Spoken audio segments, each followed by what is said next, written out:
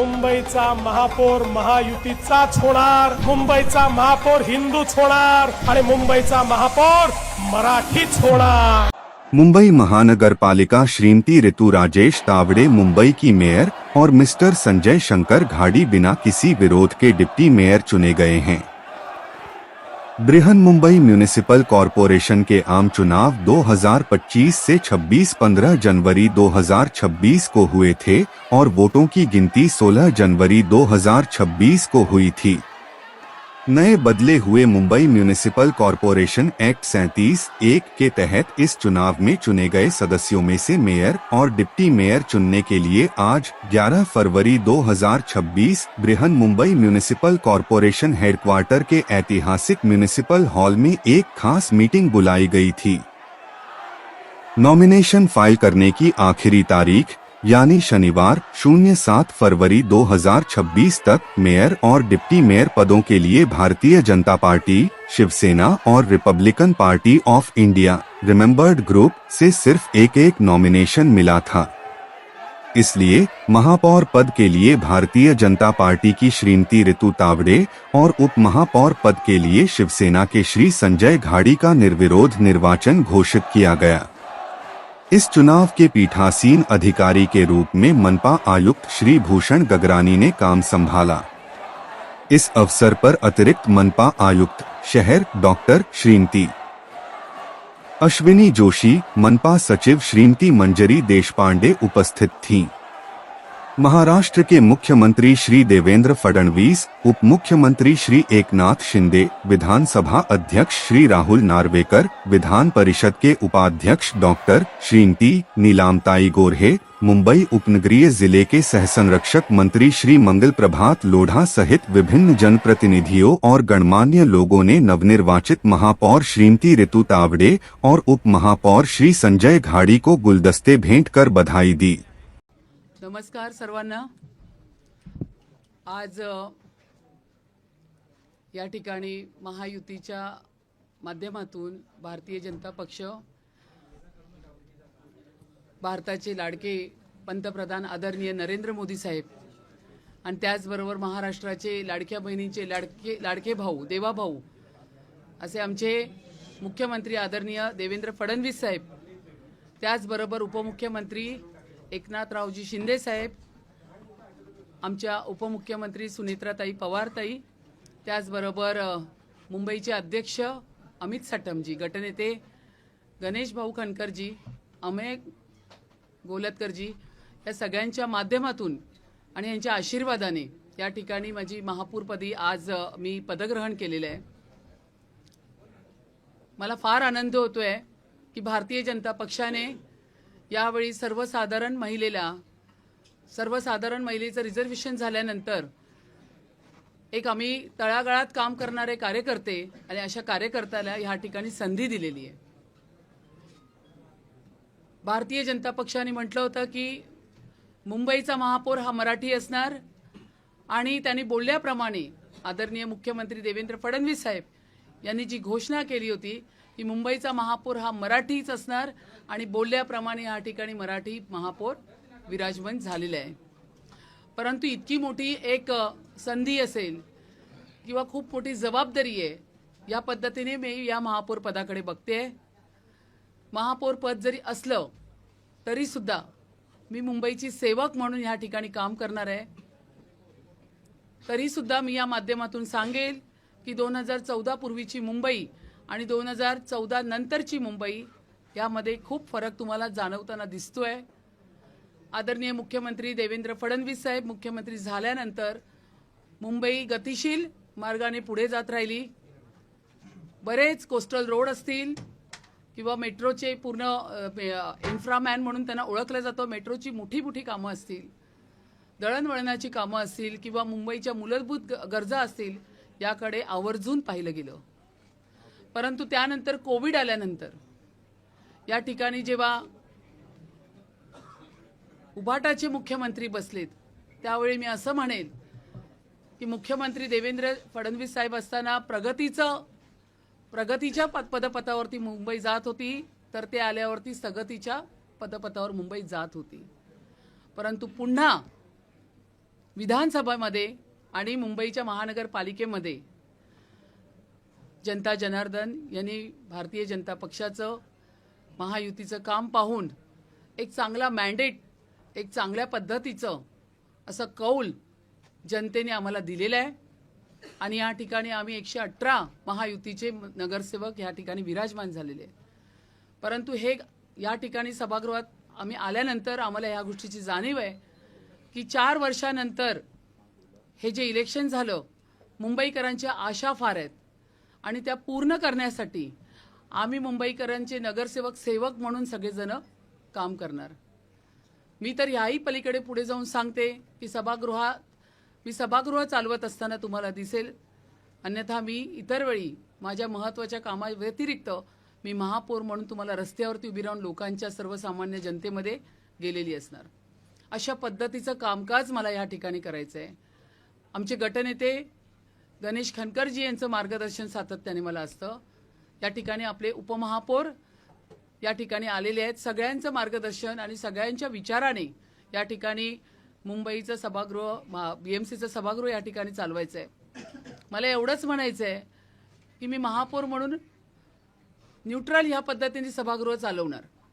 सभागृहाची गरिमा राखणं हे माझ्यासहित सर्व बसलेल्या नगरसेवकांचं कर्तव्य आहे. कारण मुंबईकरांनी तुम्हाला पूर्ण आशेने या ठिकाणी पाठवलेलं आहे. तर या ठिकाणी गोंधळ न घालता विरोधी पक्षाचं सुद्धा चांगले ठरावाच्या सूचना असतील किंवा मुंबईच्या हितासाठी काही प्रश्न असतील ते नक्कीच विचारात घेऊन या ठिकाणी मुंबईतली कामं करायची आहे. मला अजून एक जरा तुम्हाला सांगायचं आहे ते म्हणजे उपनगरामध्ये एखादं चांगलं मेडिकल कॉलेज कशा पद्धतीने होणार याकडे सुद्धा माझं लक्ष असेल. मग माझा जो कळीचा मुद्दा होता, जे माझं नामांकन झाल्यापासून मी सातत्याने बोलत राहिले, ते म्हणजे जो मूळ मुंबईकर आहे, जो टॅक्स पेयर आहे, त्याच्यासाठी फुटपाथ आता चालण्यासाठी राहिलेला नाही आहे. तर अशा ठिकाणी ज्या पद्धतीने इल्लीगल बांगलादेशी हॉकर्स बसलेले आहेत, त्यांचे जात प्रमाणपत्र, त्यांचे आधार कार्ड या ठिकाणी चेक करून जर ते बोगस असेल तर त्या ठिकाणाहून त्यांना उठवलं जाईल. याच्यावरती मी प्रकर्षाने लक्ष देईन. मुंबईचं जे हवामान आहे ते थोडं आपण पाहतोय तुमच्या माध्यमातून प्रदूषित झालेलं आहे, पण त्यावरती उपाययोजना कशा पद्धतीने करायचं ह्या पद्धतीने मी सगळ्या माझ्या सहकाऱ्यांबरोबर, अधिकाऱ्यांबरोबर बसून मी सगळा विचार विनिमय करून पुढची मी वाटचाल करणार आहे. मी अतिशय संवेदनशील अशी महापौर आहे. मी अतिशय संवेदनशील अशी मुंबईची सेवक आहे. मी गेले 22 वर्ष तळागाळात लोकांमध्ये राहून काम करणारी अशी मी एक कार्यकर्ती आहे. मला जाणीव आहे मुंबईकरांच्या सगळ्या गोष्टींची. महिलांसाठी मी अतिशय संवेदनशील आहे. एवढी वर्ष महिलांसाठी माझी बरीच कामं झालेली आहेत. त्यामुळे प्रखरतेने महिलांच्या बाबतीत सगळ्या विषयांमध्ये मी लक्ष घालणार. मी मगाशीच सांगितलं 2014 पूर्वीची नंतरची मुंबई ज्या पद्धतीने वेगाने जाते आणि भारतीय जनता पक्षाचा आमचा जो वचननामा या ठिकाणी तयार झालेला आहे महायुतीचा, त्या वचननाम्याप्रमाणे दिलेल्या सगळ्या मुद्द्यांवरती विशेष बैठका घेऊन मी सगळे मुद्दे मार्गी लावण्याचा पूर्ण प्रयत्न करणार आहे. आणि हे करत असताना तुम्ही प्रसारमाध्यम माझ्याबरोबर कायम असणार अशी मी आशा करते. त्याचबरोबर माझे सहकारी आहेत, सभागृह नेते, विविध कमिट्यांचे चेअरमॅन असतील. त्याशिवाय मुंबईमधले जेवढ्या प्रभाग समिती आहेत त्या ठिकाणी मी एक नवीन या पद्धतीने मी सांगू इच्छिते की मी तिकडे जाऊन त्या प्रभागातले सगळे नगरसेवक आणि तिकडची जनता अशा पद्धतीचा एक मी कार्यक्रम घेणार आहे. म्हणजे असं नाही वाटलं पाहिजे की तुम्हाला माझ्याकडे यावं लागतंय, जनतेला असं वाटलं पाहिजे महापौर त्यांच्यापर्यंत पोहोचतोय.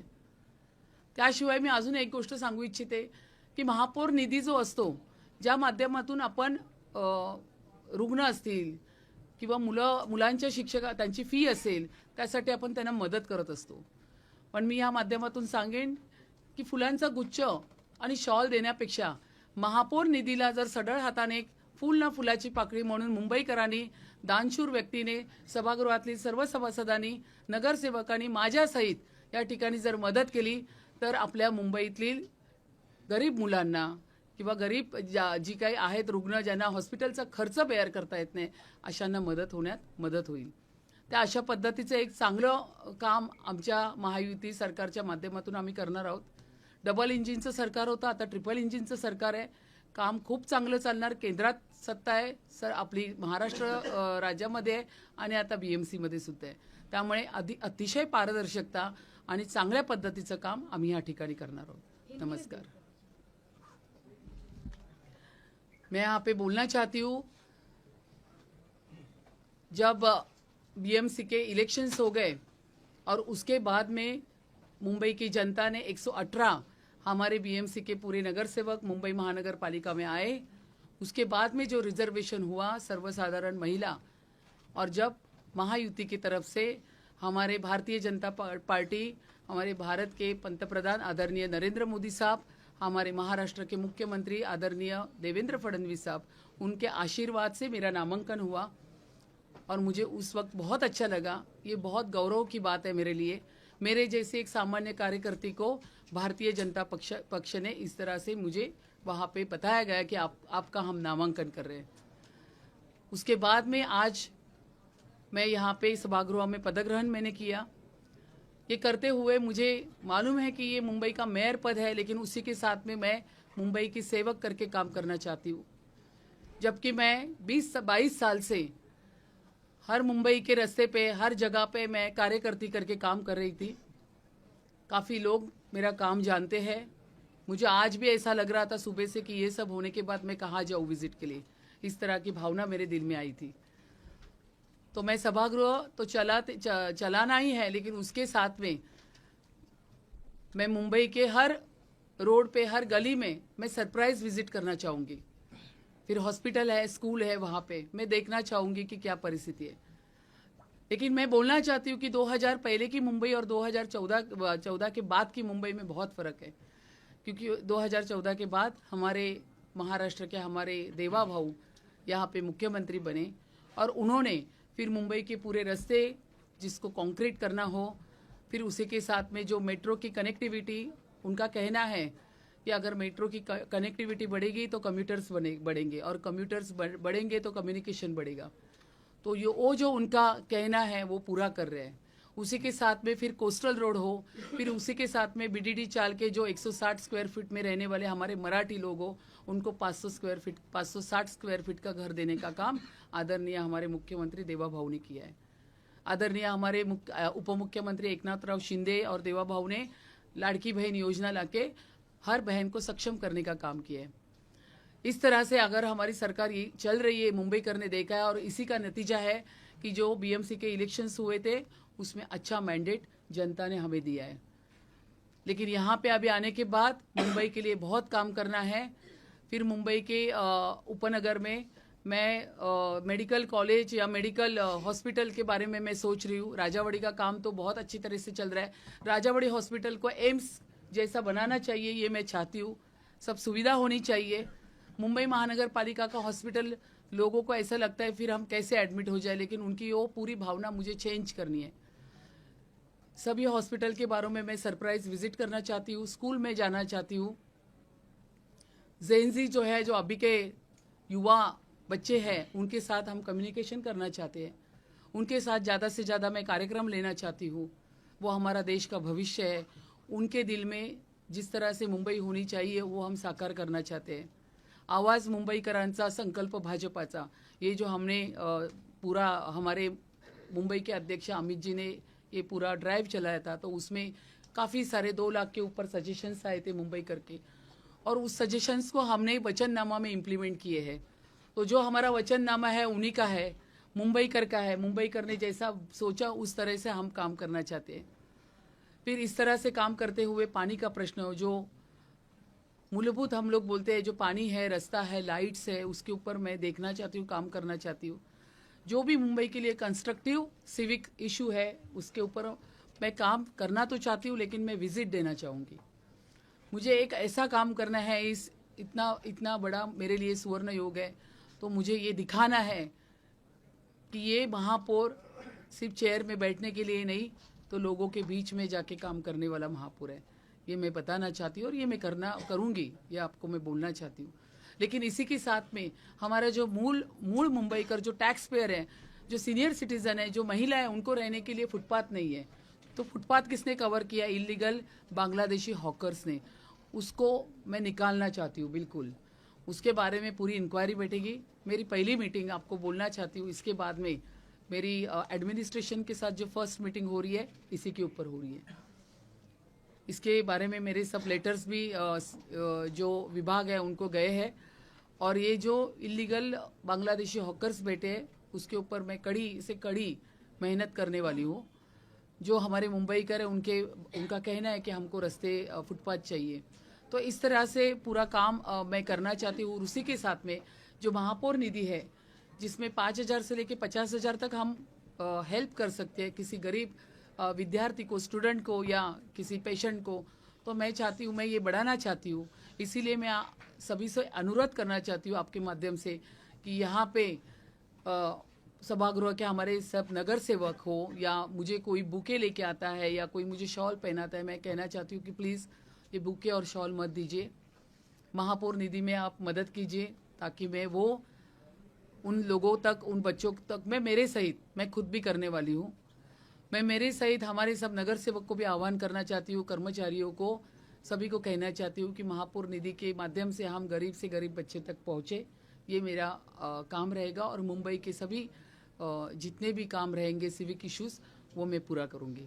नमस्कार। बांग्लादेशी जो है एक अहम मुद्दा नजर आता है, किस तरीके से इस बार आप डील करने वाली है? क्योंकि बीजेपी की तरफ से बाहर से कहा गया था कि बांग्लादेशी जो इन्फिल्ट्रेशन इलीगल है उन्हें हम हटाएंगे करके। ये काम आपको कहना चाहती हूँ महाराष्ट्र सरकार के माध्यम से ऑलरेडी चल चुका है।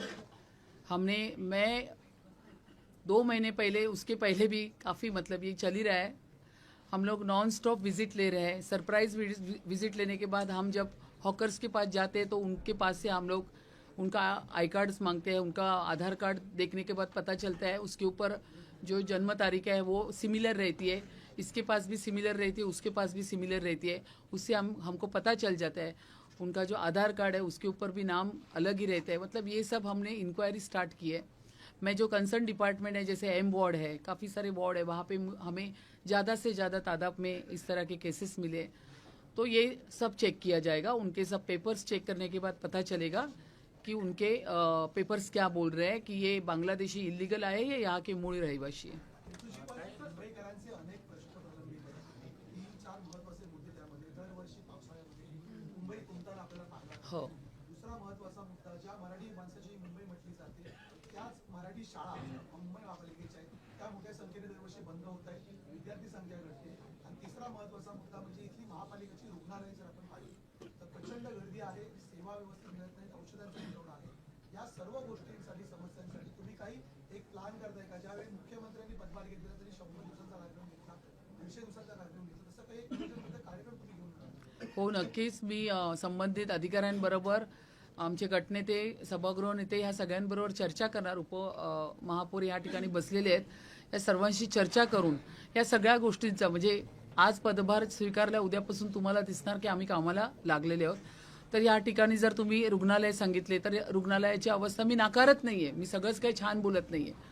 तर या ठिकाणी मी मान्य करते रुग्णालयाची अवस्था अतिशय खराब आहे, पण तुमच्या माहितीसाठी सांगते की राजावाडी रुग्णालय खूप मोठ्या प्रमाणावरती आपण करायला घेतलेलं आहे।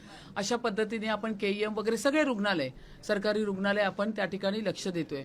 राजावाडी रुग्णालय जे आपण करायला घेतलंय त्या बाबतीचा प्रस्ताव मी गटनेत्यांकडे किंवा यांच्याकडे देणार आहे की एम्स या धर्तीवरती राजावाडी रुग्णालय आपण त्या ठिकाणी केलं पाहिजे, अशा पद्धतीची माझी अपेक्षा असेल, आणि ऑफकोर्स मी ते त्या पद्धतीने मी वाटचाल करेल। मग शाळेंचा विषय सांगितला तर मी स्वतः शिक्षण समिती अध्यक्ष होती। CBSE board, mini science lab किंवा एमपीएससी बोर्ड मी माझ्या कार्यकाळात सुरू केली होती। मराठीचा मुद्दा हा कळीचा मुद्दा आहे। मराठी माणूस हा समृद्ध राहिला पाहिजे, आणि अभिजात जातीचा दर्जा आपल्याला, मराठी भाषेचा आपल्याला आदरणीय नरेंद्र मोदीजींनी दिलेला आहे। पण हे करत असताना आपल्याला थोडीशी काळाची गरज ही पाहावी लागते। पालकांना खूप वाटतं की आमच्या मुलांना इंग्लिशही आलं पाहिजे, म्हणूनच सीबीएसई बोर्ड आणि एमपीएससी बोर्डच्या माध्यमातून या ठिकाणी आम्ही शाळा ज्या आमच्या बंद पडत असतील मराठी, त्या चालू करण्याचा पूर्ण प्रयत्न करणार। आज आक्षेप घेण्यात आला, किशोरी पेडणेकरांनी आक्षेप घेतला, ठाकरे गटामध्ये प्रचंड गोंधळ घातला। 2 वेळा आपण पाहिलं असतं आयुक्तांनी देखील सांगून लागलं होतं। आज एकंदरीत शपथविधी शांतपणे पार पडू शकला असता, मात्र आज गोंधळाचं वातावरण पूर्णपणे पार झालं। या संदर्भात तुमची भूमिका? विरोधकांना तेच करायचं असतं. माझ्या बाबतीत पण त्यांनी आक्षेपार्थ वक्तव्य केले. त्या ठिकाणी यावरून कळून येतं की महिलांच्या बाबतीत त्यांची संवेदनशीलता किती आहे. फक्त बोलून चालत नाही की आम्ही महिला आहोत, महिला महापौर, महिलांच्या विषयी अपशब्द बोलणे हाही फार चुकीची त्या ठिकाणी गोष्ट, आणि मी त्यावेळी त्यांना रोखलं होतं. परंतु ह्यावरूनच कळतं की त्यांना सभागृह चालवण्यापेक्षा गोंधळ घालण्यामध्ये फार इंटरेस्ट आहे. सभागृहामध्ये मुंबईचे सगळे प्रश्न घेऊन मुंबईवरती ह्या संपूर्ण माझ्या भाषणाची चर्चा होती. मुंबईसाठी येणाऱ्या काळात मी काय काय करणार होती हे होतं. त्यांनी ते शांतपणे ऐकावं ही माझी इच्छा होती. परंतु सारखं त्यांनी तेच केलं. त्यांना सभागृहापेक्षा राजकारण करण्यामध्ये जास्त इंटरेस्ट आहे. त्यांना मुंबईकरांच्या हितापेक्षा या ठिकाणी कसं आम्ही या ठिकाणी महापौरांचं भाषण थांबवू शकतो याकडे त्यांनी खूप त्यांचा कल दिसत होता. परंतु मी ते होऊ दिलं नाही आणि माझं भाषण मी यशस्वीरित्या पूर्ण केलं.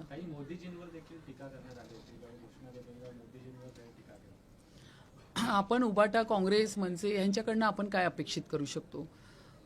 आपण या ठिकाणी आपल्या भारताच्या पंतप्रधान यांच्या विरुद्ध बोलणं हे खरं तर चुकीचं आहे आणि या गोष्टीचा त्यांना विचार करायला पाहिजे होता. कारण तुम्ही नगरसेवक म्हणून या ठिकाणी आलेले आहेत. प्रत्येक मुंबईचा वॉर्ड हा 40,000, 50,000, 60,000 लोकसंख्येचा वॉर्ड आहे. फार लोकांनी अपेक्षित उन्हातानात उभं राहून 3-3, 4-4 तासाची लाईन देऊन तुम्हाला या ठिकाणी मतदान देऊन पाठवलेलं आहे आणि या ठिकाणी तुम्हाला टीव्हीवर बघतात आहे की तुम्ही काय बोलताय. मग तुम्ही पंतप्रधानांना अपशब्द बोलणं, महापौरांना अपशब्द बोलणं आणि गोंधळ घालणं हे सगळं त्यांच्या वॉर्डच्या जनतेपर्यंत जाते.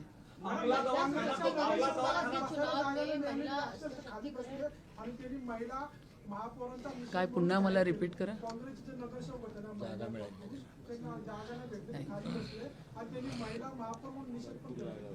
227 व्यवस्थेचं पूर्ण सभागृह आहे आणि त्या ठिकाणी सभागृह पूर्ण असताना त्यांना खाली बसायची गरजच नव्हती. मी माझ्या इथून त्यांना मी आवाहन करत होती की तुम्ही खाली का बसताय, तुमच्या सीट आहे, तुम्ही त्या सीटवरती बसा. पण मी तुम्हाला हेच सांगू इच्छिते की त्यांना गोंधळ घालायचाच होता. त्यांनी या पद्धतीची आखणी केली होती की सभागृहामध्ये महापौरांच्या भाषणाच्या वेळी गोंधळ घालावा आणि सभागृह होऊ नये, पण ते आम्ही होऊ दिलं नाही. मैम, 2-3 सवाल है, खासतौर पर हिंदी में हम देखते हैं कि हर साल बारिश में जो है मुंबई डूबती है, ऐसा कहा जाता है. तो बारिश एक बड़ी समस्या है. इसके अलावा जैसे उन्होंने बताया कि मराठी माध्यम स्कूल जो है उनकी संख्या लगातार घट रही है. आपला दवाखाना जो एक काफी बड़ा इनिशिएटिव था, उसमें टेस्ट की बात कर लीजिए, तमाम जो सेवाएं हैं उनकी भी क्वालिटी पर जो है सवाल खड़े किए जा रहे हैं. अब जब आपकी सरकार आई है, महायुति की महापौर और उपमहापौर आए हैं, तो किस प्रकार आप लोग इन तमाम अहम सर्विसेज पर काम कर रहे हैं? नहीं, हम सभी सर्विसेज पे काम करने वाले. आपला दवाखाना ये कंसेप्ट हमारा ही है. हमने लोगों की सुविधा के लिए, मैंने मेरे इस भाषण में कहा है कि काफ़ी सारे वहाँ पे जो लोग आएंगे उनकी चेकिंग होने वाली है. फिर ब्लड चेकिंग है या औरतों की है, जो भी है महिलाओं के बारे में. तो ये सभी चीज़ों के ऊपर हम ध्यान देने वाले हैं. हमारे सब नगर सेवक ऑन ग्राउंड आपको काम करते हुए दिखेंगे.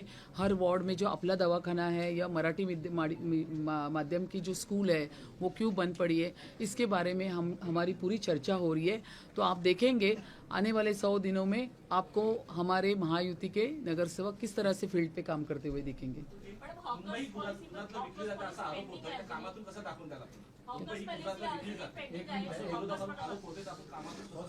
काय बोलताय.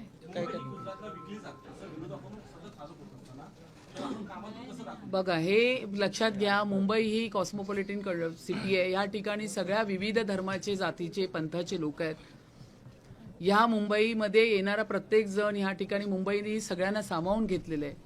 मराठी तर आहेच, पण मराठी बरोबर इतर भाषिक पण आहे. मी स्वतः घाटकोपर 132 मधून बहुल मतदार मराठी आपल्या गुजराती भागातून निवडून आली आहे. माझं सगळ्यांनी स्वागत केलं.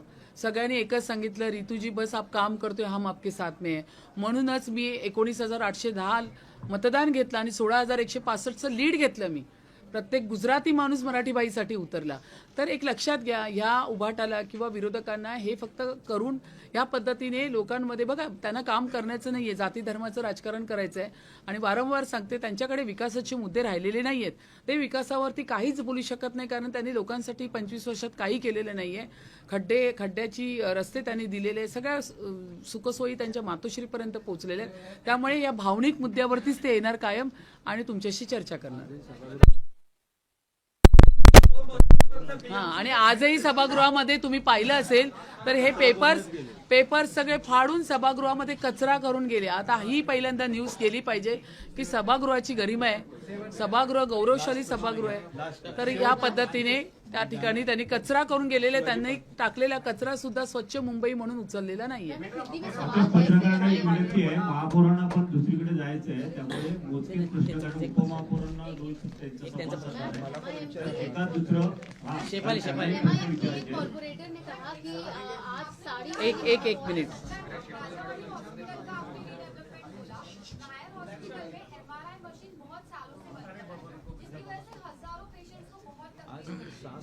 मैंने इसीलिए आपको कहा कि मेरा अभी काम स्टार्ट होगा, हर एक हॉस्पिटल में मेरी सरप्राइज विजिट होगी. मैं अलर्ट करने वाली नहीं हूँ. मुझे पता है अगर मैं बोलती हूँ तो मुझे सब अच्छा ही दिखेगा, वो मुझे नहीं चाहिए. मैं सरप्राइज विजिट करूंगी तो मुझे पता चलेगा कि वहाँ पे क्या व्यवस्था है. MIM के कॉर्पोरेटर ने कहा आपके क्वेश्चन हो गए.